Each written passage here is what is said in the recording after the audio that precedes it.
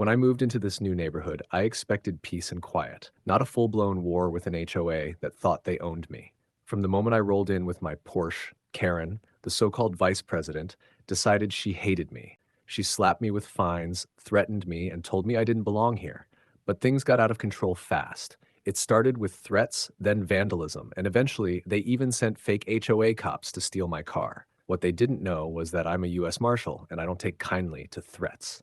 Before we dive in, comment which country you're watching from. Let's see how far this story travels.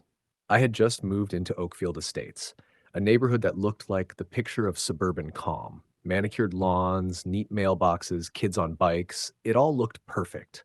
But perfect is often a mask, and I learned that the hard way.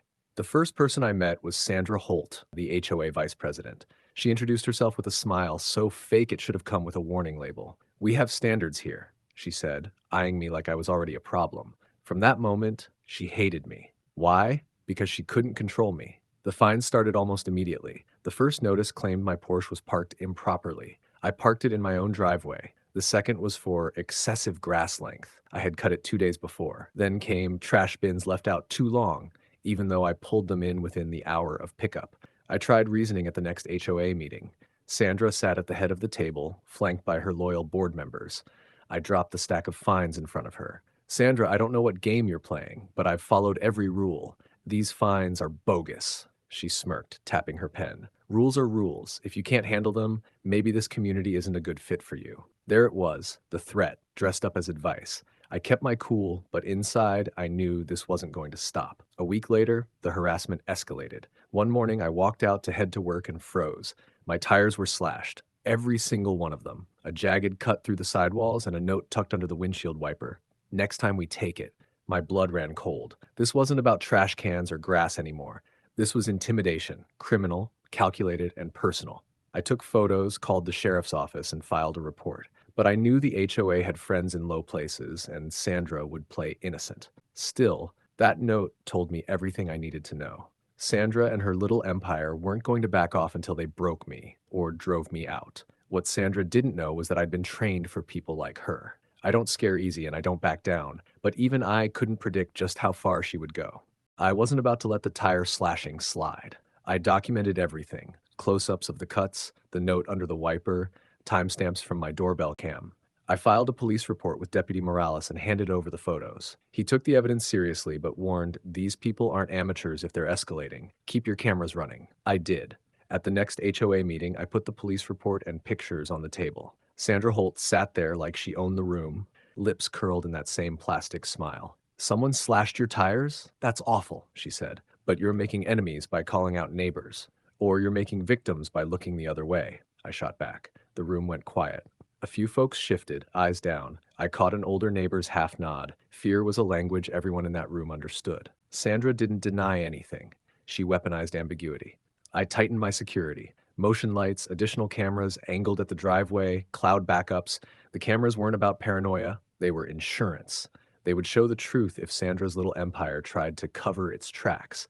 This time, the move came in bright daylight. At 2:14 p.m., my front camera pinged my phone. Motion detected. I glanced at the feed and felt the old, primal spike. Headlights, a white SUV idling in my driveway. 3 men climbed out, wearing reflective vests with bold letters stenciled on the back. HOA security. One of them carried a heavy tow hook and toolbox. They didn't hesitate.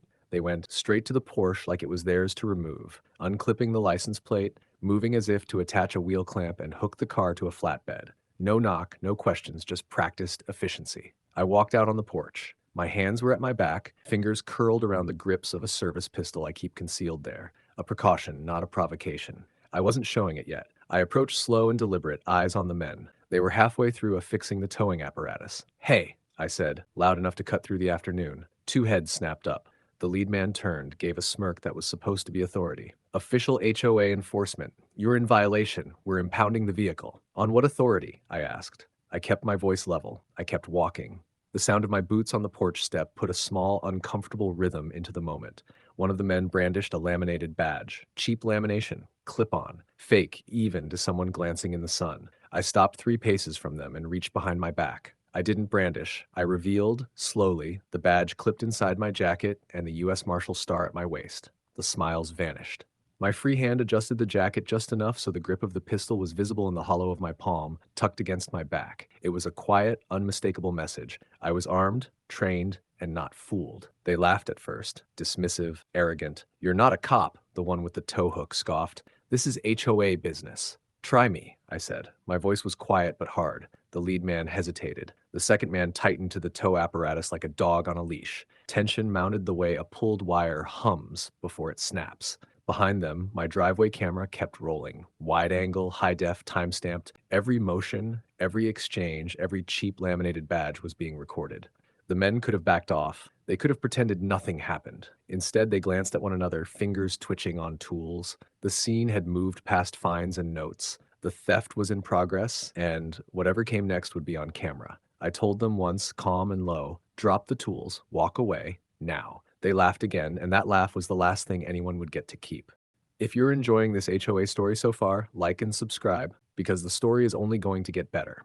The lead man, crowbar glittering in the sun, took a step forward like he owned the driveway. I didn't hesitate. Training and instinct cut cleaner than anger. The thug swung the crowbar at my ribs. It was a wide, committed strike meant to disable. I moved into it, did what U.S. Marshals drill until it's muscle memory. A deflect, a turn, and a single controlled shot aimed to stop the attack without killing. He went down hard, groaning, not gasping. The shot hit the fleshy part of his thigh. Blood, but not fatal. It bought me time. The other two rushed in, weapons and bravado. That's when the rest of my training took over. No theatrics, efficient clinical force. I closed distance, used a wrist lock to torque one man's arm behind his back until it snapped with a clean, awful crack. He cried out and collapsed. The third lunged. I planted a shoulder, drove him back, and slammed his head into the pavement until he stopped fighting. It was over in seconds that felt like minutes. My driveway cam had everything. Timestamps, audio, high-def close-ups of the laminated badges and the HOA security vests. Neighbors poured into the street, phones up, eyes wide. The man I'd put down was screaming. The other two were curled and bleeding. Sheriff Morales' cruiser arrived 3 minutes later,